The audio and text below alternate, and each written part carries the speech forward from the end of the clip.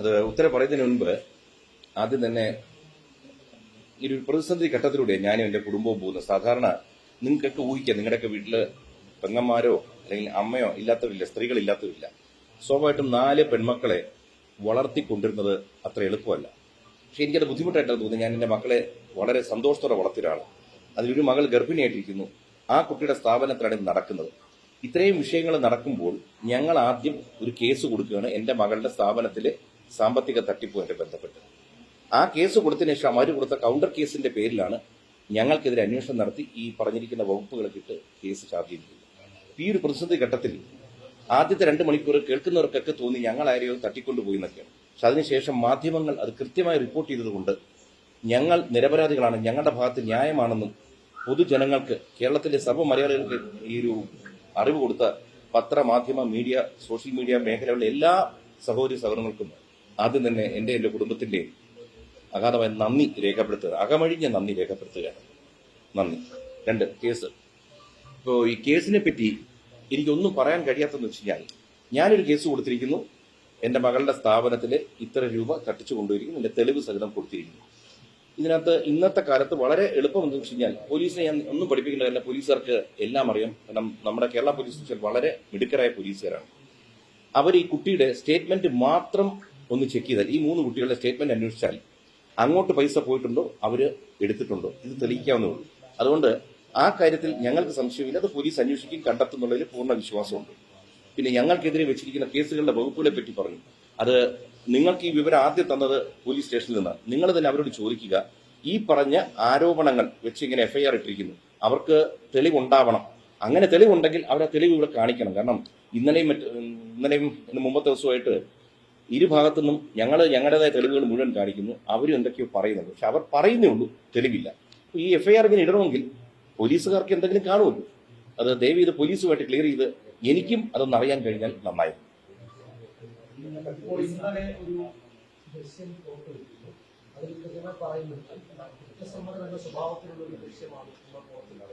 അപ്പോൾ ആ ദൃശ്യത്തിൽ അവർ പറഞ്ഞ ആ കാര്യങ്ങൾ അപ്പോൾ ഇന്നലെ ഈ ദൃശ്യം പുറത്തു കാരണം എന്താണ്? ആദ്യഘട്ടത്തിൽ താല്പര്യമില്ലാന്നൊക്കെ പറഞ്ഞത്.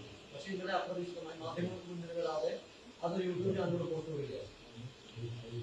ഒന്നാമത്തെ കാര്യം, നമുക്ക് ആദ്യമേ ഇത്തരം എല്ലാ വീഡിയോകളും നമ്മുടെ ധാരാളം വീഡിയോ ഇരിക്കുക. ഇത് നമുക്ക് കൃത്യമായിട്ട് കിട്ടണമല്ലോ. നമ്മുടെ കയ്യിലോട്ട് കിട്ടിയാൽ മാത്രമേ നമുക്ക് കാണിക്കാൻ പറ്റൂ. കാരണം നമ്മളും എടുത്ത കുറെ വീഡിയോസ് ഉണ്ട്. ഇതെല്ലാം നമ്മൾ ആദ്യം ഷെയർ ചെയ്തു. പിന്നീടാണ് ഇവർ വന്ന് നമുക്കെതിരെ ഇല്ലാത്ത ആരോപണങ്ങൾ മുഴുവൻ പറയുമ്പോഴത്തേക്ക്, ആ ആരോപണങ്ങൾ അവർ തന്നെ ഇന്നലെ ഒരു വീഡിയോ ഇട്ടിട്ടുണ്ട്. ആ വീഡിയോക്കകത്ത് നിങ്ങൾക്ക് ക്ലിയർ ആണ്. അവർ 3 പേരും സംസാരിക്കുന്ന എൻ്റെ മകളുമായിട്ട്. അവരെന്തിനാണ് ആ വീഡിയോ ഇറക്കിയെന്ന് പിടികിട്ടുന്നില്ല. സർവ്വ കുറ്റസമ്മതം നടത്തി അവർ പണം എടുത്തിരിക്കുന്നു അവർ തന്നെ പറയുന്ന വീഡിയോ അവരിറക്കിയിരിക്കുന്നു. അതിൽ കൂടെ വേറെ തെളിവൊന്നും വേണ്ട.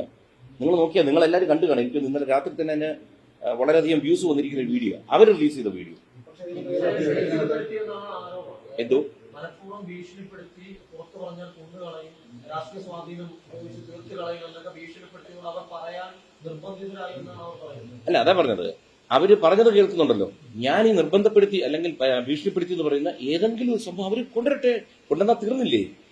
ഇതൊന്നും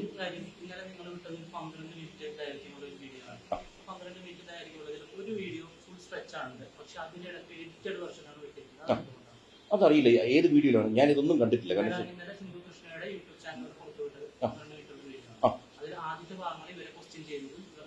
സ്വാഭാവികമായിട്ട് നിയമപരം എന്തെങ്കിലും കുഴപ്പമുള്ള ഭാഗങ്ങളുണ്ടാവും. അതുകൊണ്ട് നമുക്ക് ഇടിക്കേണ്ടി വരും. ഞാനല്ല തെറ്റിയിരിക്കുന്നത്, ഞാൻ കണ്ടിട്ടില്ല. വേറെ കാര്യം എടുക്കട്ടെ, ഇവരുടെ ഏതെങ്കിലും വീഡിയോകൾ നിങ്ങൾ കണ്ടിട്ടുണ്ടോ? ഇവര് ഈ പറഞ്ഞ ആരോപണങ്ങൾ ഉന്നയിച്ചിരിക്കുന്ന ഏതെങ്കിലും വീഡിയോ കണ്ടിട്ടുണ്ടോ? അല്ല, അതല്ല. ഇപ്പൊ ഈ പറഞ്ഞിരിക്കുന്ന ഇവരെ ഞങ്ങൾ മർദ്ദിച്ചു അല്ലെങ്കിൽ ഇവരെ മാനഭംഗപ്പെടുത്താൻ ശ്രമിച്ചു, ഇവർ ഈ പറയുന്ന ഏതെങ്കിലും ഒരു വീഡിയോ തെളിവോ എന്തെങ്കിലും നിങ്ങൾ ആരെങ്കിലും കണ്ടിട്ടുണ്ടെങ്കിൽ അതുകൂടി ഒന്ന് അറിയിക്കുക. ഞാൻ കണ്ടിട്ടില്ല. പക്ഷേ അതിനകത്ത് അവർ ചോദ്യം ചെയ്യുന്ന രീതി, അവർ പോലീസ് ചോദ്യം ചെയ്യുന്ന രീതിയിലായിട്ടാണ് അങ്ങനെയൊക്കെ ചെയ്യേണ്ട കാര്യമുണ്ട്. അവർ ഇന്റർവേഷന്റെ സ്വഭാവം വരുന്നുണ്ട്. അതിന്റെ ആവശ്യമുണ്ട്. അവർ നിങ്ങൾ ചെയ്യേണ്ടിയിരുന്നത് പോലീസ് സ്റ്റേഷനിൽ പോവുക, കൃത്യമായിട്ട് അങ്ങനെ നിയമപരമായിട്ട് പോകുന്നതിന് പകരം അവരെ വിളിച്ചുകൊണ്ട് ഇവിടെ കൊണ്ടുവരുന്നു, നിങ്ങളിങ്ങനെ ചെയ്തില്ലേ, ക്വസ്റ്റ്യനിങ് രീതിയിലേക്ക് പോകുന്നു. അതൊരു ശരിയായ രീതിയാണ്. ഇതിനകത്ത് ശരിയും തെറ്റും നിങ്ങൾക്ക് സൈഡിൽ നിന്ന് ഇങ്ങനെ ചോദിക്കാം. പക്ഷെ അതിന് ഉത്തരം ഞാൻ തരാം.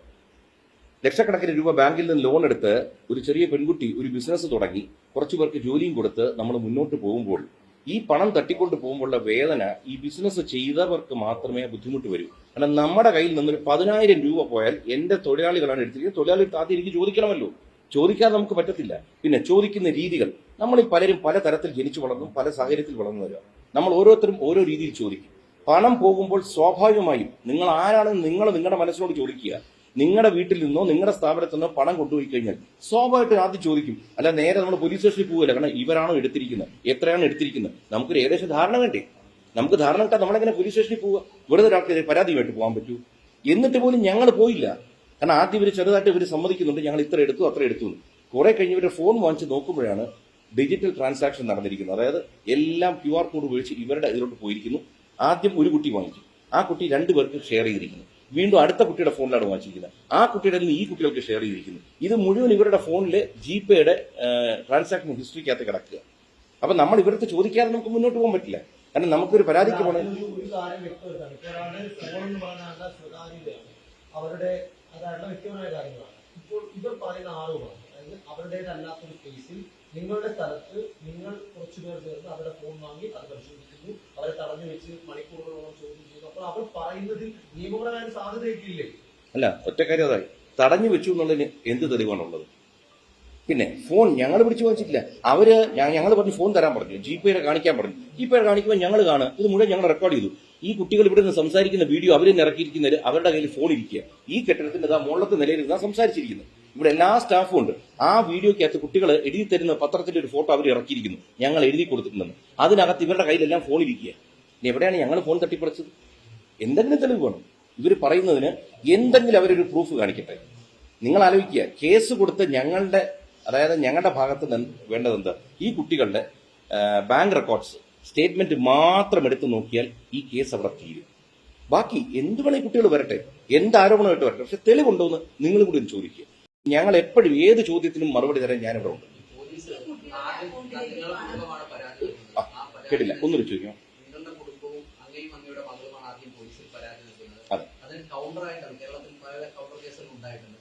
കൗണ്ടർ കേസ് കൊടുത്ത ആ പെൺകുട്ടികളുടെ പരാതിയിൽ ഗുരുതരമായ കുറ്റങ്ങൾ ചുമത്തിയാണ് അങ്ങേക്കെതിരെ കേസ് എടുത്തിരിക്കുന്നത്. ജാമ്യമില്ലാ വകുപ്പ് ചുമത്തിയാണ് കേസ് എടുത്തിരിക്കുന്നത്. അത് പോലീസ് തിടുക്കപ്പെട്ട് അങ്ങ് കൊടുത്ത പരാതി മുഖവിലേക്ക് എടുക്കാതെ കൗണ്ടർ കേസിന് കൂടുതൽ പ്രാധാന്യം കൊടുത്തു വെച്ച് തോന്നുന്നുണ്ടോ? പോലീസ് അങ്ങനെ തിടുക്കപ്പെട്ടാണ് അത്തരത്തിൽ കാര്യങ്ങൾ ചെയ്തതെന്ന് തോന്നുന്നുണ്ടോ?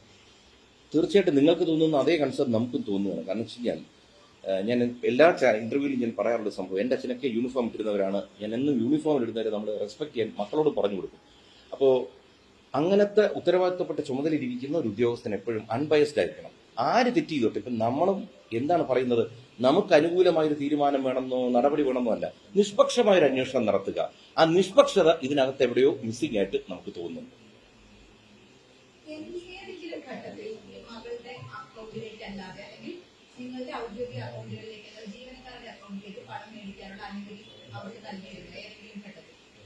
ഒരിക്കലും നമ്മൾ അങ്ങനെ കൊടുക്കില്ലല്ലോ, കൊടുക്കേണ്ട ആവശ്യമില്ല.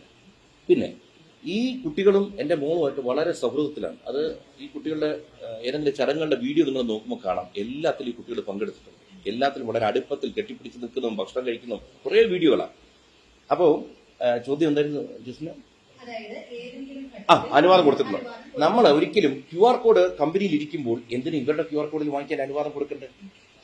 പിന്നെ ഇവർ ഈ പറഞ്ഞ എന്തോ ഒരു ടാക്സ് ഇഷ്യൂവിനെ പറ്റിയൊക്കെ കഴിഞ്ഞ് സംസാരിക്കുന്നുണ്ടായിരുന്നു. ഒറ്റ കാര്യം ഞാൻ പറയാം, നമ്മൾ കൃത്യമായി ടാക്സ് അടയ്ക്കുന്നവർ, അതിപ്പോ നമ്മൾ ഈ കേസ് വരുമ്പോൾ ബോധിപ്പിക്കണമല്ലോ, നമ്മുടെ എല്ലാ റെക്കോർഡ്സ് ഇരിക്കുക. ടാക്സ് അടയ്ക്കാൻ വേണ്ടി അല്ല എന്തോന്നോ തട്ടിപ്പടത്താൻ വേണ്ടി ഡെയിലി ഞങ്ങളുടെ QR കോഡ് വഴി പണം വാങ്ങിയിട്ട് അന്നന്ന് വൈകുന്നേരം ദിയയ്ക്ക് കൊണ്ട് ക്യാഷ് ആയിട്ട് കൊടുക്കുന്നു. അങ്ങനെ പൈസ ഇവർ വാങ്ങിച്ചിട്ടുണ്ടെങ്കിൽ ഇവരുടെ QR കോഡിലുണ്ട്, ഇവർ സമ്മതിച്ചിരിക്കുന്നു പണം വാങ്ങിയതായിട്ട്. എന്നാൽ പണം കൊടുക്കണമെങ്കിൽ എവിടെന്നെങ്കിലും ഇവർ വിഡ്രോ ചെയ്യണമല്ലോ. വിഡ്രോ ചെയ്താൽ ഇവരുടെ സ്റ്റേറ്റ്മെന്റിൽ വരുമല്ലോ. അപ്പൊ ഇവർ കൊടുക്കണേ ഡെയിലി അല്ലെങ്കിൽ ആഴ്ചയിൽ അല്ലെങ്കിൽ മാസത്തിൽ വിഡ്രോ ചെയ്തേ പറ്റും. വിഡ്രോ ചെയ്ത് കൊടുക്കണം. ഇതിന്റെ മാത്രം ഇതെല്ലാം നോക്കിയാൽ സ്റ്റേറ്റ്മെന്റ് കാണാം. സ്റ്റേറ്റ്മെന്റിൽ ഇങ്ങനെ സംഭവം ഉണ്ടോന്ന് പോലീസുകാർ അന്വേഷിച്ചാൽ തീരാവുന്ന പ്രശ്നമുള്ളൂ.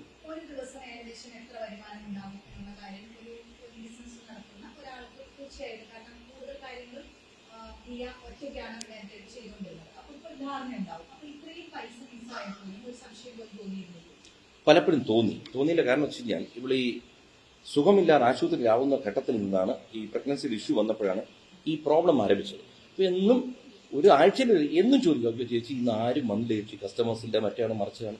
അപ്പോൾ ഏതൊക്കെയോ സമയത്ത് ഇവിടെ ഇതിട്ട് നോക്കി, എന്താ പറയുക, ഈ CCTV. അപ്പോൾ കസ്റ്റമേഴ്സ് വന്നു പോലും, ഇല്ല ചേച്ചി അവർ വാങ്ങിച്ചില്ല ചേച്ചി, ഇങ്ങനെ പറഞ്ഞു പോയിക്കൊണ്ടിരുന്നു. അപ്പോൾ ഇവരുടെ ഓൺലൈൻ ബിസിനസ് നടന്നുകൊണ്ടിരിക്കുന്നുണ്ടും വരുമാനം വരുന്നത് കൊണ്ടും ഇതിൽ വലിയതായിട്ട് ശ്രദ്ധിക്കുന്നില്ല.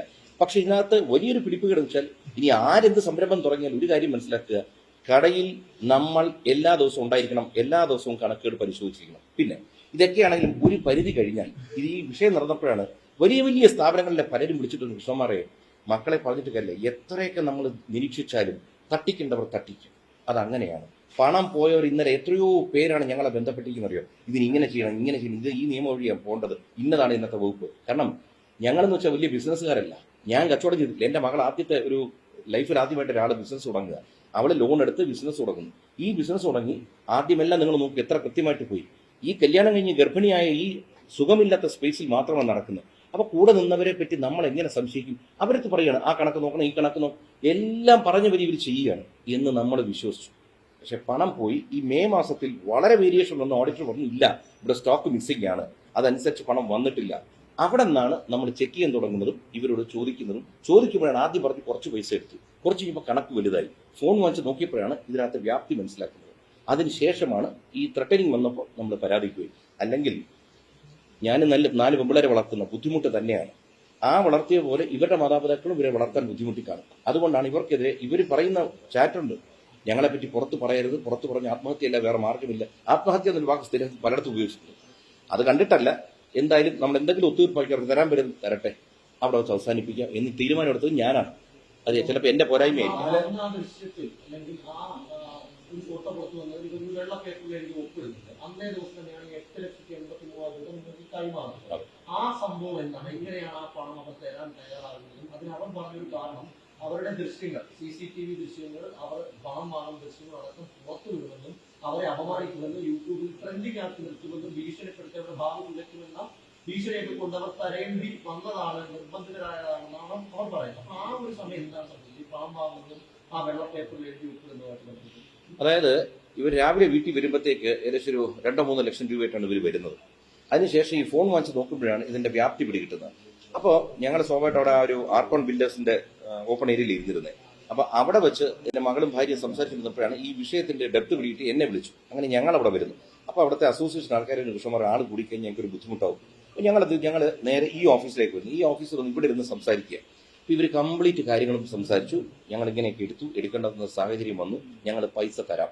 അങ്ങനെ ഇതിൽ ഒരു പെൺകുട്ടിയുടെ ഭർത്താവ് ഇവിടുന്ന് വെളിയിൽ പോയി 3-4 മണിക്കൂറിനകത്ത് കുറെ പൈസയുമായിട്ട് വന്നു. 8,80,000 രൂപയായിട്ട് തോന്നുന്നു. അപ്പൊ ഞങ്ങൾ ചോദിച്ചു ബാക്കി പൈസ കാര്യം എങ്ങനെയാണ്? അപ്പോൾ ഞങ്ങളൊരു കാര്യം ചെയ്യാം, ചെക്കായിട്ട് തരാം, പക്ഷെ ഞങ്ങൾക്ക് ഇത്രയും പൈസ തരാൻ പറ്റില്ല. ഞാൻ എത്ര പൈസ തരാം?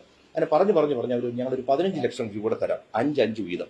അതാണ് ഈ പത്രത്തിൽ അവർ എഴുതിയിരിക്കുന്നത്. ഞങ്ങൾ ഓരോരുത്തരും 5 ലക്ഷം രൂപ വീതം 3 തവണയായിട്ട്. ഇതെല്ലാം പറഞ്ഞിട്ടാണ് ഇവിടെ നിന്ന് ഇറങ്ങുന്ന കുട്ടികൾ രാത്രി പോയിട്ട് ഫോണിൽ വിളിച്ച് ഭീഷണിപ്പെടുത്തുന്നത്. അങ്ങനെ വരുമ്പോൾ പിന്നെ നമ്മൾ എന്താ ചെയ്യേണ്ട അടുത്ത നടപടി? ഇനി സെറ്റിൽമെന്റ് വേണ്ട, നമുക്ക് നേരെ കേസിൽ പോകാം. ഞാൻ അങ്ങനെ ഞായറാഴ്ച രാവിലെ 1-ാം തീയതി വിശ്വസിക്കുന്നു, അന്ന് ഞാൻ അസിസ്റ്റന്റ് കമ്മീഷണറുടെ ഓഫീസിൽ കൊണ്ടുവന്ന് പരാതി കൊടുക്കും. കാരണം പറയുന്നത് 23 ലക്ഷം രൂപയാണ് അങ്ങനെ നിങ്ങൾക്ക് ടോട്ടൽ ലഭിക്കുക. 8,80,000 തന്നു ക്യാഷായിട്ട്. 15 ലക്ഷം രൂപ തരാമെന്ന് പറഞ്ഞു. നിങ്ങൾ വെറുതെ 46 ലക്ഷം രൂപ വേണ്ടെന്ന് വെച്ചു. അല്ലാതെ വേറെ എന്താ മാർഗം? നിങ്ങളൊന്ന് പറയൂ. അല്ല, നിങ്ങൾക്ക് ഇത്ര നഷ്ടം വന്നതല്ലേ? അല്ല, ഇത്രയും നഷ്ടം വന്നിട്ട് ഇപ്പൊ ആർക്കെതിരെ നടപടി വന്ന് നിങ്ങളൊന്ന് ആലോചിക്കൂ. നമ്മുടെ ഇവിടുത്തെ സംവിധാനങ്ങളെ പറ്റി നല്ല ബോധമുള്ള ഒരാൾ, 56 വർഷം ഈ ഭൂമിയിൽ ജീവിച്ച ഒരാളാണ്, കലാകാരനായിട്ട് രാഷ്ട്രീയത്തിലെല്ലാം നിന്നതാണ്. നിങ്ങൾക്ക് ആർക്കെങ്കിലും പണം പോയിട്ട് നമ്മൾ എന്താ ഇന്നത്തെ കാലത്ത് നോക്കുന്നത്? പണം കിട്ടണമെങ്കിലുണ്ടല്ലോ 10-20 വർഷം പോകും. നമ്മൾ ആയസോടെ ജീവനോട് പോലും ഭൂമി കാണത്തില്ല. ഇതൊക്കെ നമ്മുടെ അനുഭവത്തിൽ വന്നു കഴിഞ്ഞു.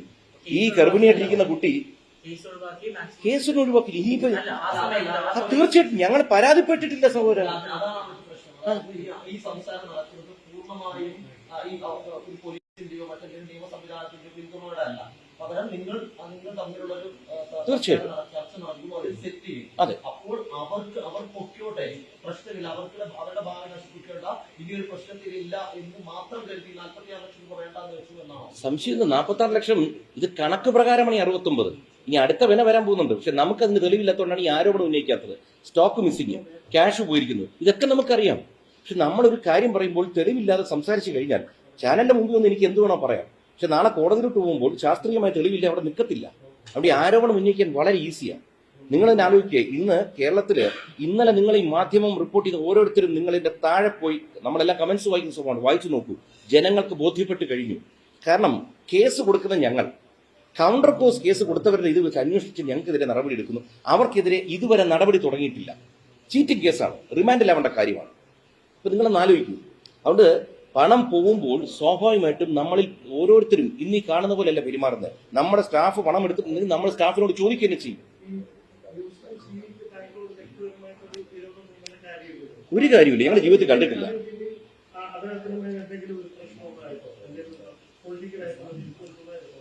ഞാനിപ്പോ അതിലോട്ടൊന്നും ചിന്തിക്കുന്നില്ല. കാരണം എന്നറിയോ, നമ്മൾ ഇന്നത്തെ ദിവസം നല്ലപോലെ പെരുമാറും. ഒരു പ്രശ്നം വന്നാൽ ചിലപ്പോൾ ഞാൻ ഇതുപോലെ ആയിരിക്കില്ല പെരുമാറുന്നത്. അതുകൊണ്ട് ഈ പോലീസിൽ എന്ന് പറഞ്ഞാൽ അവർക്കൊക്കെ ഡ്യൂട്ടി എന്ന് വെച്ചാൽ ഇന്ന സമയം കൃത്യതയൊന്നുമില്ല. അവർ രാത്രി ഉറങ്ങാത്തവരായിരിക്കാം, പകല് എളുപ്പങ്ങൾ എണീറ്റ് വരുന്നവരായിരിക്കും. അതുകൊണ്ട് എനിക്കിനി ഒരിക്കലും ഈ പറഞ്ഞിട്ടുണ്ടെങ്കിൽ തന്നെ പോലീസ് സേനയ്ക്ക് ഒരിക്കലും ഞാൻ തിരിഞ്ഞു പറയാറില്ല. കാരണം അവരെ നമ്മൾ നിരന്തരം എന്തെങ്കിലും പറയാൻ തുടങ്ങിക്കഴിഞ്ഞാൽ നാളെ ഒരു കാലത്ത് ആ സേനയുടെ മനോവീര്യം തകർന്നു പോകും. അതുകൊണ്ട് ഞാൻ അതിലോട്ടൊന്നും കടക്കുന്നില്ല. ഇനിയിപ്പോൾ എന്താണെന്ന് വെച്ച് കഴിഞ്ഞാൽ നമ്മുടെ ലോയേഴ്സ് പറയുന്ന എന്താണോ അത് പ്രകാരം നിയമ നടപടിയിട്ട് മുന്നോട്ട് പോവുക. കാരണം ആദ്യം ഒത്തുതീർപ്പ് നമ്മൾ ശ്രമിച്ചു. ഇനി എന്താണ് നമുക്ക് വേണ്ടത്? നമുക്ക് ന്യായം വേണം, ഈ പണം തിരിച്ചു കിട്ടണം. അല്ലാതെ വേറെ ഒരു മാർഗത്തിനും ഒരു വഴിക്കും ഞാൻ നോക്കും.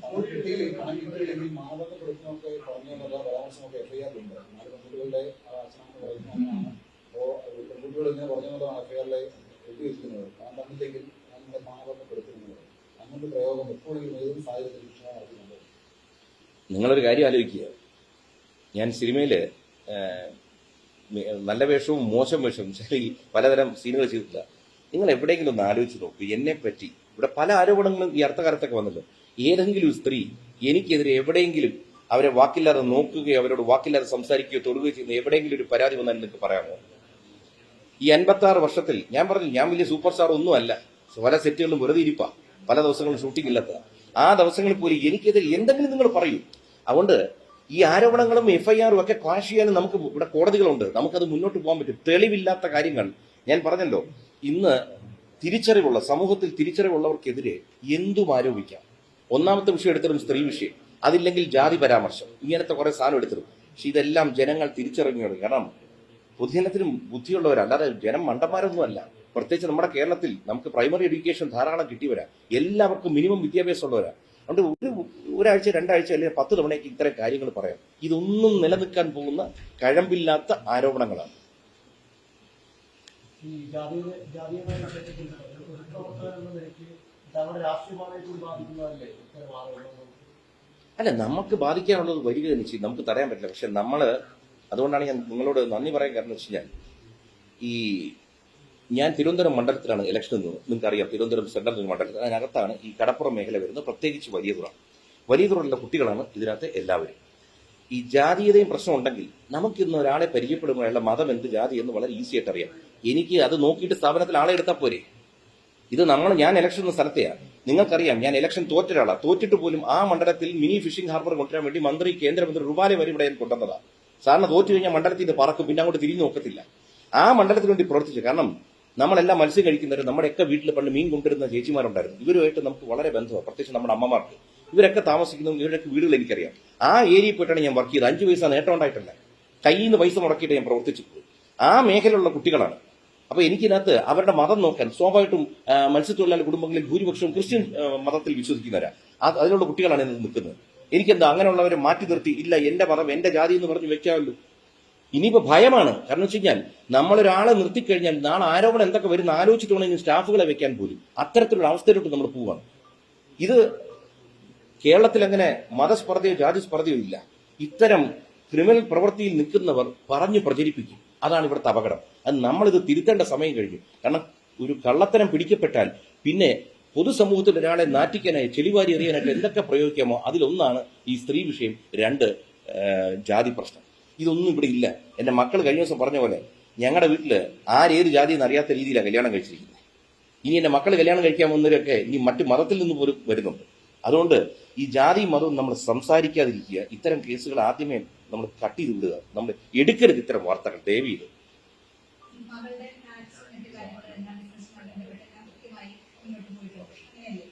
എല്ലാം ഞങ്ങളെ സംബന്ധിച്ചുള്ള ടാക്സ് അപ്ഡേറ്റഡ്. ഞങ്ങൾക്ക് യാതൊരു ബുദ്ധിമുട്ടില്ല. ഓഡിറ്റേഴ്സ് ഉണ്ട്, അവർ ടാക്സ് അടയ്ക്കുന്നു. എല്ലാ രേഖകളും ഞങ്ങളുടെ ഉണ്ട്. ഇതിൽ ഈ വിഷയം ഉണ്ടായതിനു ശേഷം എന്തൊക്കെ ഇടപെടലാണ് പോലീസിന്റെ ഭാഗത്തുനിന്ന്? നമ്മൾ ആദ്യം പരാതി കൊടുത്തതെന്ന് പറയുന്നു, കൗണ്ടർ കേസിൽ കൂടുതൽ നടപടികൾ ഉണ്ടാകും. നമ്മുടെ ഭാഗത്തു നിന്ന് എന്തെങ്കിലും മൊഴിയെടുപ്പോ അല്ലെങ്കിൽ രേഖകൾ വാങ്ങുകയോ CCTV ദൃശ്യങ്ങൾ സ്വീകരിക്കുക എന്തെങ്കിലും ഇടപെടൽ പോലീസിന്റെ ഭാഗത്തുനിന്നുണ്ടായിരുന്നു? എന്നെ മൊഴിയെടുക്കാനായിട്ട് വിളിപ്പിച്ചു, ഇവരുടെ പരാതിയില്ല. അങ്ങനെ ഞാൻ അവിടെ പോയി മൊഴി കൊടുത്തതിന് ശേഷം സ്വാഭാവികമായിട്ടും ഇവിടെ പോലീസ് വന്നിരുന്നു. ഇവിടെ CCTV ഇല്ലാത്തതുകൊണ്ട് അടുത്ത വീടുകളിൽ നിന്നെല്ലാം കളക്ട് ചെയ്തിട്ടുണ്ട്. പിന്നെ മകളുടെ 2 സ്ഥാപനത്തിൽ ചെന്നു, പിന്നെ ആ ഫ്ലാറ്റിന്റെ അവിടെ ചെന്നു. എല്ലായിടത്തെ തെളിവുകളും അവർ ശേഖരിക്കണം. അതുകൊണ്ട് അതാണ് എനിക്കറിയാവുന്ന നടപടി വന്നിരിക്കുന്നത്. അതിന് ശേഷമാണ് ഇപ്പോൾ ഈ കേൾക്കാൻ കഴിഞ്ഞത്. ഇതുവരെ ഈ വകുപ്പുകൾ ഇട്ടതോ ഈ എനിക്കെതിരെ ഇങ്ങനെ നോൺ ബെയിലബിൾ വാറണ്ട് ഉണ്ടെന്നോ ഒന്നും ഞാൻ അറിഞ്ഞിട്ടില്ല. ഇന്നലെ ചാനലിൽ വന്നു, അതിനുശേഷം നിങ്ങൾ വന്നപ്പോഴാണ് നിങ്ങൾക്ക് ഈ വാർത്ത കിട്ടിയെന്നത്. അങ്ങനെയാണ് ഞാൻ അറിയുന്നത് പോലും എനിക്ക് ഇവരുടെ FIRന്റെ ഡീറ്റെയിൽ എന്താണെന്ന്. നമ്മുടെ പരാതിയിൽ എന്തെങ്കിലും ഇതുവരെ നമ്മളൊന്നും കണ്ടില്ല. നിങ്ങൾക്ക് തന്നെ അറിയാമല്ലോ, സ്വാഭാവികമായിട്ടും ഞാൻ ഇതേ രംഗത്തുനിന്ന് വന്ന ഒരാളാണ്. അതുകൊണ്ട് എനിക്കറിയാം, നിങ്ങൾക്ക് ഇതിനേക്കാൾ കൂടുതൽ വാർത്തകൾ അറിയാൻ പറ്റും ഞാൻ അറിയുന്നതിനേക്കാൾ. നിങ്ങൾ തന്നെ പറയുക, എന്താണ് അവർക്കെതിരെ ഇതുവരെ നടപടികളും തുടങ്ങിയിട്ടുണ്ടോ, ഉണ്ടെങ്കിൽ എന്തായെന്ന് നിങ്ങൾ തന്നെ റിപ്പോർട്ട് ചെയ്യണം.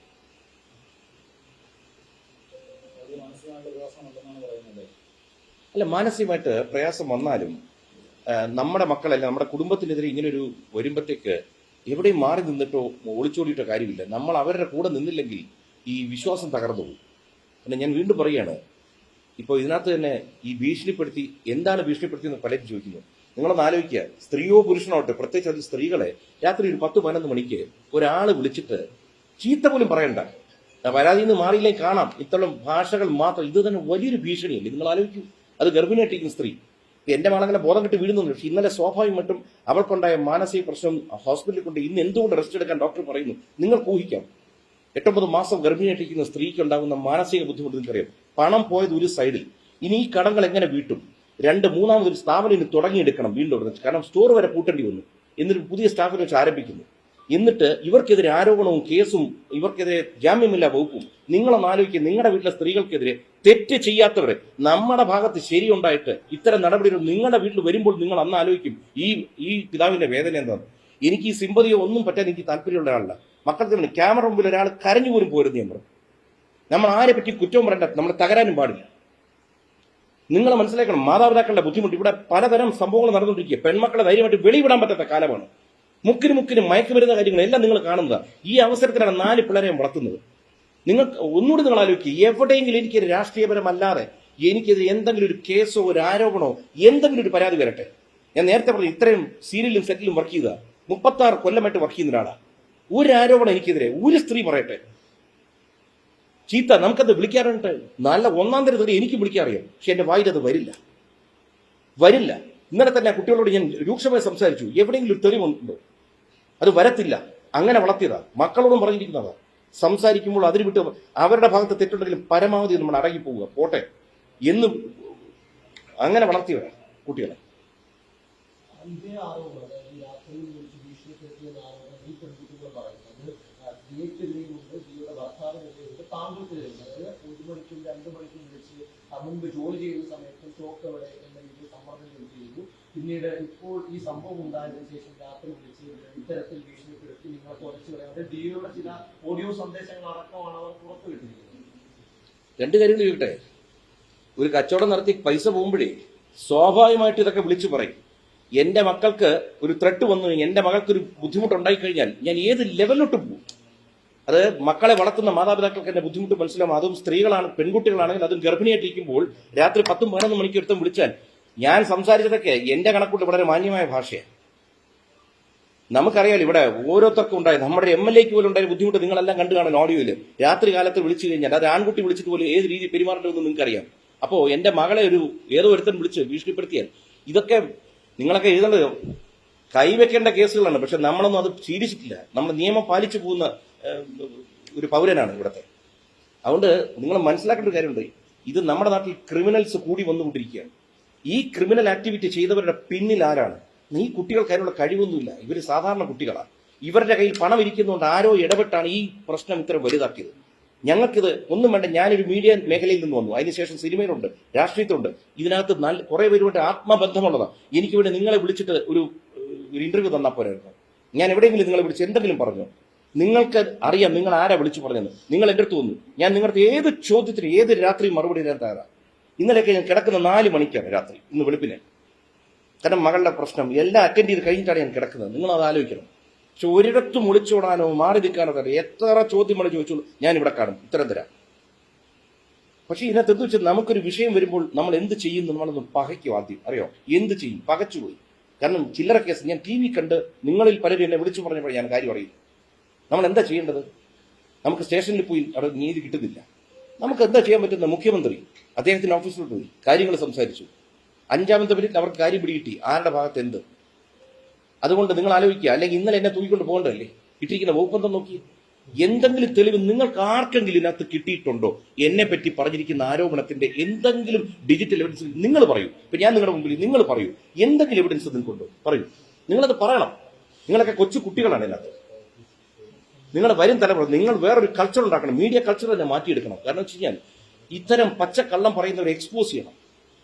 ഈ സെൻസേഷൻ ക്രിയേറ്റ് ചെയ്യുന്നേക്കാൾ ഞാൻ ദൂരദർശനിൽ ഈ റിപ്പോർട്ടിങ്ങും വാർത്താവായന തുടങ്ങുമ്പോൾ ആദ്യം ഞങ്ങൾക്ക് തന്ന ഉപദേശം എന്തെന്നറിയോ? നിങ്ങൾ ഒരാളെ ഇന്റർവ്യൂ ചെയ്യാൻ പോകുമ്പോൾ നിങ്ങൾ സംസാരിക്കരുത്, അവർ സംസാരിക്കും. നിങ്ങൾ കേൾവിക്കാരിക്കുക, ബി എ ലിസ്ണർ. എന്നിട്ട് അവർ പറയാനുള്ള പറയുമ്പോൾ കേൾക്കുക. അതിനുശേഷം അവരുടെ മെസ്സേജ് ജനങ്ങളിലെത്തുക. ഇത് കഴിയുമ്പോൾ എന്താണ്? അദ്ദേഹം പറഞ്ഞ മെസ്സേജ് എത്തുന്നു. ദൂരദർശന് നല്ല പേരുണ്ടാക്കണം, ഒപ്പം നിങ്ങൾക്കൊരു ഉയർച്ച ഉണ്ടാവണം. ആ ഉയർച്ച ആ പാഠങ്ങളിൽ പഠിച്ചു വന്ന ഒരാളാണ് ഞാൻ. അതുകൊണ്ട് ഒരിക്കലും അനാവശ്യമായ ഒരു ആരോപണം ഉന്നയിക്കാൻ താല്പര്യമില്ല. ഇപ്പൊ പോലും ഈ കുട്ടികളുടെ പേര് പോലും ഞാൻ അടുത്ത് പറയാറില്ല. പക്ഷെ നിവൃത്തിയില്ലാതെ വന്നപ്പോൾ, നിവൃത്തിയില്ലാത്തതുകൊണ്ട് ഭാര്യയും മക്കളും വീട്ടിൽ നിന്ന് ആലോചിക്കും എന്ത് ചെയ്യണം, ഈ വീഡിയോ റിലീസ് ചെയ്യണം, ഞാൻ റിലീസ് ചെയ്യും. അല്ലെങ്കിൽ നമ്മൾ കള്ളന്മാരായി പോകും. കാരണം ഇന്ന് അങ്ങനെയാണ്, മിണ്ടാതിരിക്കുന്നവൻ കള്ളനായി പോകുന്ന കാലമാണ്. ഇപ്പോ കഴിഞ്ഞ കുറച്ച് മാസങ്ങൾക്ക് മുമ്പ് വലിയ സാമ്പത്തിക തട്ടിപ്പ് ഇൻസ്റ്റാഗ്രാം പോസ്റ്റ് ചെയ്തു. അത് ഈ സംഭവം തന്നെയാണ്. എനിക്കത് ഏത് മറ്റാണ് ഇത്തരത്തിൽ താൻ നടത്തുന്ന ഒരു സ്ഥാപനത്തിൽ ഇത്തരത്തിൽ ജീവനക്കാർ തട്ടിപ്പ് നടത്തിയെന്ന് സൂചിപ്പിക്കുന്ന ഒരു ഇൻസ്റ്റാഗ്രാം പോസ്റ്റോ സ്റ്റോറിയോ. ഇത് രസം എന്തറിയോ? ഈ കുട്ടികളെ ഇതിനു മുമ്പ് 2-3 തവണ ഈ സാമ്പത്തിക വിഷയം ഉണ്ടായതാണ്. അപ്പൊ ആദ്യം ഞാൻ പറഞ്ഞു, 1-2 തവണ പോട്ടെ, ചിലപ്പോൾ സാമ്പത്തിക കുറവ്, കാരണം 10-15,000 രൂപ സാലറി ഉള്ള കുട്ടികളാണ്, ചെറിയ കുട്ടികളാണ്. അപ്പൊ ഞാൻ വെച്ച് പോട്ടെ. പക്ഷെ 3-4 തവണ ഇപ്പൊ ഞാൻ പറഞ്ഞിരുന്നതാണ്, ഈ ക്രിമിനൽ ആക്ടിവിറ്റി ഉള്ള കുട്ടികളെ വെക്കരുത്. അപ്പോഴൊക്കെയുള്ളത് എന്റെ പിള്ളേരാണ് അച്ഛാ, എന്റെ പിള്ളേരാണ്, എന്റെ കൂടെ എല്ലാ പരിപാടിക്കും വരുന്നവരാ, ഭയങ്കര സപ്പോർട്ടാണ് എന്ന് പറഞ്ഞ് നിർത്തിയതാണ്. അതായത് എല്ലാം നിങ്ങൾ നോക്ക്. ഇതൊന്നും ഞാൻ എന്തെങ്കിലും പറയുന്നതിലൊരു കള്ളം ഇന്നലെ പറഞ്ഞതല്ല, ഇന്ന് പറയുന്നത് നിങ്ങൾ കേട്ടു നോക്കൂ. ആരും പറഞ്ഞു പഠിപ്പിച്ചല്ല. ഇന്നലെ കുട്ടികൾ പറഞ്ഞ ഞാനത് ആദ്യമേ പറയുന്നുണ്ട്. ഇതിനകത്ത് എന്റെ മകളുടെ ഭാഗത്ത് നിന്ന് ശ്രദ്ധക്കുറവ് ഉണ്ടായിട്ടുണ്ടെന്നുള്ളത് യാതൊരു സംശയവുമില്ല. അതുകൊണ്ട് ഞാൻ പറയുന്നത്, ഇനി ബിസിനസ് തുടങ്ങുന്നവർ രാവിലെ തൊട്ട് വൈകുന്നേരം വരെ സകല കണ്ണും അവിടെ വെച്ചിരുന്നോണം. എല്ലാ മൂക്കൻ കോർണറിൽ കണ്ണുകൾ പോയിരിക്കണം. ഇന്ന് വളരെ നമ്മൾ ഈ ഇന്നത്തെ കുട്ടികൾക്കൊരുന്നുണ്ട്, അവരുടെ വിചാരം ഈ ഓൺലൈനിലെല്ലാം കറക്റ്റ് ആയിക്കോളും എന്ന് തോന്നുന്നുണ്ട്. ആ ഓൺലൈൻ അവർ തയ്ച്ചു ഇല്ല. ട്രഡീഷണൽ രീതിയിൽ നിങ്ങളുടെ ലെഡ്ജർ ഓരോ ഇതിനും വൗച്ചർ വെച്ച് എല്ലാത്തിനും കണക്കുണ്ടായിരിക്കണം. ഇല്ലെങ്കിൽ ഇത്തരം തട്ടിപ്പുകൾ നടക്കും. കാരണം തട്ടിപ്പിന്റെ രീതികൾ മാറിക്കൊണ്ടിരിക്കുകയാണ്. താങ്കൾ നേരത്തെ പറഞ്ഞു ഈ വീഡിയോ ദൃശ്യങ്ങളും സത്യം മുഴുവൻ കണ്ടിട്ടില്ല, അത് നമുക്ക് കാണാൻ പറ്റിയില്ല എന്നാണ് പറഞ്ഞത്. ഇപ്പൊ ഒരു കാര്യം പറഞ്ഞു, നിവൃത്തിയില്ല വന്നപ്പോഴാണ് ആ വീഡിയോ പുറത്തുവിടാൻ പറഞ്ഞത്. നമുക്കറിയാം ഇങ്ങനെ ദൃശ്യങ്ങൾ നിലയിലുണ്ട്, അതെല്ലാം താങ്കൾ കണ്ടിട്ട് അവസാനമാണല്ലോ ഇത് പറയുന്നത്. അല്ല, പറഞ്ഞത് വീഡിയോ കണ്ടില്ല എന്നാണ് പറഞ്ഞത്. വീഡിയോ മുഴുവനായിട്ട് കണ്ടിട്ടില്ല, ഇപ്പോഴും കണ്ടിട്ടില്ല. കാരണം ഇപ്പൊ മോൾ ഇന്നലെ രാത്രി ഒരു 50 മിനിറ്റ് വ്ളോഗ് ഇട്ടിട്ട് കാണണം. എനിക്ക് കാണാനുള്ള ടൈമില്ല, കാണാൻ പറ്റിയില്ല. കാരണം കിടന്നുറങ്ങണം മനുഷ്യൻ. നമുക്ക് വീഡിയോ തന്നെ ഇപ്പൊ തന്നെ ഭാര്യ എൻ്റെ അടുത്ത് ചോദിച്ചു, ഇങ്ങനെ ഒരു വീഡിയോ ഉണ്ട്, ഇടട്ടെ. ഞാൻ ഉണ്ട്. കാരണം ഇനി നമ്മളൊന്നും നോക്കേണ്ട കാര്യമില്ല. കാരണം നമ്മളെ എക്സ്പോസ് ചെയ്ത് നമ്മളെ ഇങ്ങനെ ഒരു കുഴപ്പക്കാരനാണെന്ന് പറഞ്ഞ് പച്ചയ്ക്ക് പറയുമ്പോൾ നമ്മുടെ ഭാഗത്തെ ന്യായം കാണിക്കാൻ എന്തൊക്കെ തെളിവുണ്ട് അത് മുഴുവൻ എടുത്തു. വേറെ നിവൃത്തിയില്ലാത്തതുകൊണ്ട് ഞാൻ പറഞ്ഞു, ഇതൊക്കെ അന്ന് ഞങ്ങളിവിടെ റെക്കോർഡ് ചെയ്ത ദിവസം ഞങ്ങൾക്ക് എടുത്തിട്ടുകൂടി. പ്രശ്നം തീർന്നില്ല. കേസിനെ കുറച്ചുകൂടി ബലപ്പിച്ചുകൂടി. നിങ്ങളൊന്ന് ആലോചിച്ച് നോക്ക്, നമ്മുടെ ഈ വീഡിയോ എടുത്തു തന്ന ഈ സംഭവം നടന്ന ദിവസം ഇതെല്ലാം കഴിഞ്ഞ് നിങ്ങളുടെ അറിവിലേക്കായിട്ടൊരു കാര്യം പറയാം.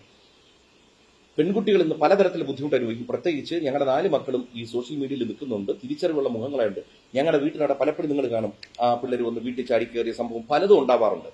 ഈ സംഭവം നടന്നതിന് ശേഷം ഡേറ്റ് കൃത്യമായിട്ട് ഓർക്കുന്നില്ല, രാത്രി ഞങ്ങൾ കുടുംബം മൊത്തമായിട്ട് പുറത്തുപോയി ഭക്ഷണം കഴിച്ചിട്ട് വരുന്ന വഴി മൂത്ത മോളും ഇഷാനിയും ഹൻസികയായിട്ട് കാറിൽ വരുന്നു. ഒരാള് മരുതൻകുഴി പാലത്തിന് തൊട്ട് മുമ്പ് ലൈറ്റ് അടിക്കുന്നു, കൈ കാണിക്കുന്നു. ഇവരെന്താണെന്നറിയാതെ ഈ വണ്ടി കൊണ്ട് നിർത്തുന്നു, തടഞ്ഞു നിർത്തി തെറി വിളിക്കുന്ന വീഡിയോ വരെ ഇതെടുത്തു വെച്ചു. ഞങ്ങൾ ഇതുവരെ പറഞ്ഞിട്ടുണ്ടോ ഇതുമായി ബന്ധപ്പെട്ടതാണോ അല്ലയോ എന്നറിയില്ല. പിള്ളേർ പേടിച്ചു പോകും. ഇന്ന് നിങ്ങൾക്ക് അതിന്റെ വീഡിയോ ഞാൻ തരാം. ആളായിരുന്നു പോലും അറിയില്ല. പിള്ളേർ പേടിച്ചിട്ട് നമ്പർ എടുക്കാൻ പറ്റില്ല. ഇയാൾ പറയുന്നതല്ല. വീഡിയോ എടുത്തു തുടങ്ങി പറയുന്നത് ഞാൻ കൃഷ്ണകുമാറിന്റെ ഫ്രണ്ടാണ്, നീ സൂക്ഷിച്ചു പൊക്കണം, എന്തൊക്കെയോ പറയും. ഇവർ പേടിച്ചു പോകാതെ എന്ത് ചെയ്യാൻ പറ്റും? കാരണം ഇതുമായി ബന്ധപ്പെട്ട ആരെങ്കിലും അടിക്കാൻ വന്നതാണ്. ഒരു പിടിയും കിട്ടുന്നില്ല. ഇത്തരം കുറേ സംഭവം എന്റെ കൂടെ നടക്കും. ഇതുവരെ ഈ സംഭവങ്ങളൊന്നും ഞാൻ പറഞ്ഞിട്ടില്ല. പറയാനാണെങ്കിൽ കുറേ ഇതിന് വീഡിയോ എവിഡൻസ് വരെ ഞാൻ തരാം. ഇയാൾ ആരെന്ന് പോലും ഞങ്ങൾക്ക് അറിയത്തില്ല.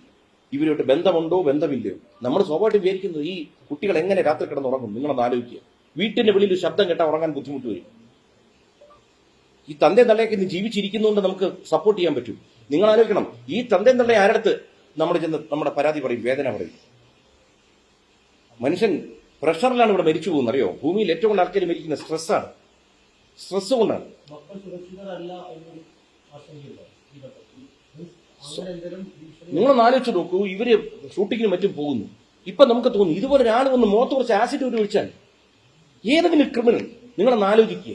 ഇത് എന്റെ മക്കൾക്ക് മാത്രമേ, നിങ്ങൾ ഇതിനകത്ത് നിങ്ങളൊക്കെ കൊച്ചുകുട്ടികൾ, എന്റെ മക്കളുടെ പ്രായം പോലും കാണത്തില്ല. നിങ്ങളൊന്ന് ആലോചിച്ച് നോക്കി, നിങ്ങൾ റിപ്പോർട്ട് ചെയ്യുന്നിടത്തെ നിങ്ങളെ പറഞ്ഞ ഏതെങ്കിലും സംഭവം ഇഷ്ടപ്പെടാത്തൊരു വ്യക്തി നിങ്ങൾക്കെതിരെ അറ്റാക്ക് വന്ന് നിങ്ങൾ എന്ത് ചെയ്യും? നിങ്ങളുടെ മാതാപിതാക്കൾ എന്ത് ചെയ്യാൻ പറ്റും? ഒരു ചുക്കും ചെയ്യാൻ പറ്റില്ല. അവർക്ക് നിങ്ങളെ അത് കഴിഞ്ഞ് നിങ്ങൾ എന്തെങ്കിലും കൊണ്ട് ചികിത്സിക്കാനേ പറ്റും. അത് ഞാൻ പറഞ്ഞു വെച്ചാൽ, ഞാൻ ഒരു സർക്കാരിനെതിരെയോ ഒന്നുമല്ല സംസാരിക്കുന്നത്. ഈ സർക്കാരുകളെയൊക്കെ പറ്റി പറയുന്നതിന് മുമ്പ് പൊതുജനം ആലോചിക്കണം. നമ്മുടെ അടുത്തുള്ളവർക്ക് എന്തെങ്കിലും സംഭവിക്കുന്നുണ്ടോ? നമ്മൾ പരിസരവുമായിട്ട് ബന്ധം വെക്കണം, എല്ലാവരുമായിട്ട് ടച്ച് വെക്കണം. ഇതിപ്പോ ആരുമായും ബന്ധമില്ല. വല്ലാത്തൊരു അവസ്ഥയിലോട്ട് പൊക്കൊണ്ടിരിക്കുന്നത്. ഇതിനകത്തിരിക്കുന്ന പെൺകുട്ടികൾ ഞാൻ പറഞ്ഞുതരാം. നിങ്ങൾ വർക്ക് ചെയ്യുന്ന മേഖലകളിലൊക്കെ ഒറ്റ കാര്യം ചോദിക്കട്ടെ. നിങ്ങൾ ഇപ്പൊ ഈ പറഞ്ഞല്ലോ, ഇവിടെ ഇരിക്കുന്ന പെൺകുട്ടികൾക്ക് പോലും സുരക്ഷയുടെ കാരണമായിരുന്നല്ലോ നമ്മൾ തന്നെയാണ്. ഇവിടെ വന്ന പെൺകുട്ടികളെ ഈ ആരോപണം ഉന്നയിക്കുമ്പോൾ എന്റെ ആവശ്യം എന്തായിരുന്നു? ഈ കുട്ടികൾക്ക് ഭക്ഷണം വരെ വാങ്ങിച്ചു കൊടുക്കാൻ കാര്യം എന്റെ ഓഫീസിൽ വരുമ്പോൾ അവര് പ്രതികളോ എന്തോ ആയിക്കോട്ടെ, ഞാൻ എന്റെ സംരക്ഷണനാണ്. അതുകൊണ്ട് ആ കുട്ടികളുടെ ഒരു നോട്ടത്തിൽ പോലും ഒരു പ്രശ്നം വരുന്നത് എനിക്ക് ഉറപ്പുണ്ട്. ഈ കേസ് മുന്നോട്ട് പോകട്ടെ. ഈ കുട്ടികൾക്ക് സമ്മതിക്കേണ്ടി വരും. കാരണം അവര് മനസ്സിൽ തൊട്ട് കഴിഞ്ഞാൽ അവർ പൊള്ളിപ്പോവും. എന്റെ ഭാഗത്തുനിന്ന് ഒരൊറ്റ നീക്കം ഈ കുട്ടികൾക്കെതിരെ ഉണ്ടായിട്ടില്ല. ഇപ്പൊ തന്നെ ഈ പെൺകുട്ടികൾ പറയും ഇവരുടെ സുരക്ഷ ആരാന്നറിയോ? കൂടെ വർക്ക് ചെയ്യുന്ന നിങ്ങൾ തന്നെ അല്ലെന്ന് പറയാൻ പറ്റുമോ? ഈ കുട്ടികൾക്ക് എന്തെങ്കിലും പറ്റി ആദ്യം ചോദിക്കുന്നത് നിങ്ങൾ തന്നെ. അതുകൊണ്ട് ഈ പെൺകുട്ടികൾ ഉന്നയിച്ച ആരോപണം മൊത്തം അവർക്കെതിരെ തിരിച്ച് പാമ്പായി വരും. ഈ സിഎം ഓഫീസിൽ പോയിരുന്നു അവർക്ക് എന്ത് മറുപടിയായിരിക്കും? നമ്മൾ പിന്നെ സ്വാഭാവികമായിട്ടും ഒരു ഉന്നത ഓഫീസിൽ പോകുമ്പോഴത്തേക്ക് അവരുടെ കാര്യം പറഞ്ഞ് മനസ്സിലാക്കി കഴിയുമ്പോൾ അവർ പറയുന്നു, നിങ്ങൾ ധൈര്യമായി പോവുക, നിങ്ങൾക്കെതിരെ ഒരു കടുത്ത നടപടി ഉണ്ടാകും, ഞങ്ങളത് അന്വേഷിക്കും, വിശദമായി അന്വേഷിച്ചതിന് ശേഷം മാത്രമേ നടപടി ഉണ്ടാവൂ എന്ന് പറയുമ്പോൾ അതൊരു വലിയ ആശ്വാസമാക്കാൻ മാത്രമല്ല. അപ്പൊ ഇനി ഇതിനകത്ത് ഒരു ന്യായത്തിന്റെ ഭാഗത്തുനിന്നൊരു അന്വേഷണം നടക്കും. അത് അതിനോട് എന്നും ആ മുഖ്യമന്ത്രി ഓഫീസിനോട് കടപ്പെട്ടിരിക്കുന്നു.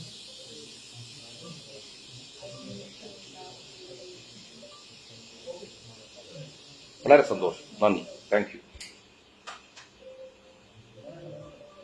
നിങ്ങളൊക്കെ ഭക്ഷണം കഴിച്ചവരാണോ വെള്ളം കുടിക്കണോ ഒന്നും ചോദിച്ചില്ല. രാവിലെ ഞാനും അല്ലല്ല വീഡിയോ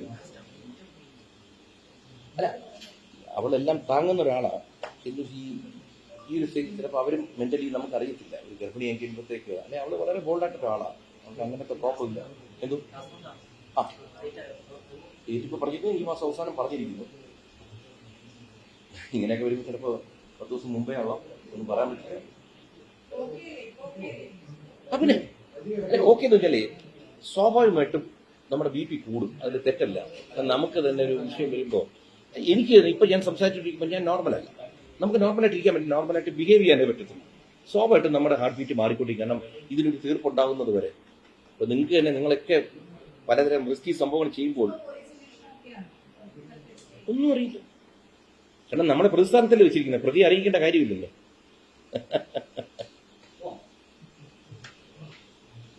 പക്ഷേ എന്നും പോലീസിനോട് നമ്മൾ നേരെ തിരിച്ചാൽ പറയാം. എന്ന് വെച്ച് കഴിഞ്ഞാൽ ഈ പോലീസ് സേനയൊക്കെ ഉള്ളതുകൊണ്ടാണ് നമ്മൾ സുരക്ഷിതമായിട്ട് ജീവിക്കുന്നത്. അതൊരു സത്യാവസ്ഥയാണ്. ചിലപ്പോൾ 1-2 പേര് അതുപോലും അന്നേരത്തെ മാനസികാവസ്ഥയിൽ പെരുമാറുന്നതായിരിക്കും. ചിലപ്പോൾ നമ്മുടെ ഒരു ദേഷ്യം ഉണ്ടാവില്ല, അന്നേരത്തെ അവസ്ഥയിൽ അവരങ്ങനെ പെരുമാറി, അത്രേ ഉള്ളൂ. അതെ, നമുക്ക് പിന്നെ ആരോടും ഒന്നും തോന്നാറില്ല ഇത് കഴിഞ്ഞാലും.